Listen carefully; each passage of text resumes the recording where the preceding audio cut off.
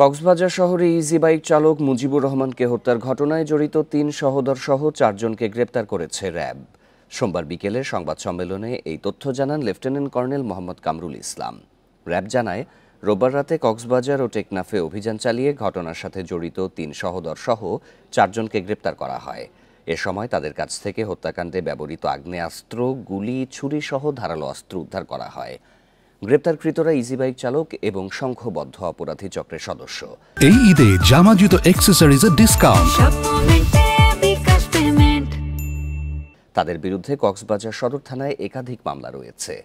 রোববার সন্ধ্যায় শহরের বউবাজার এলাকায় পূর্বশত্রুতার জেরে মুজিবুর রহমানকে ছুরিকাঘাতে হত্যা করা হয়।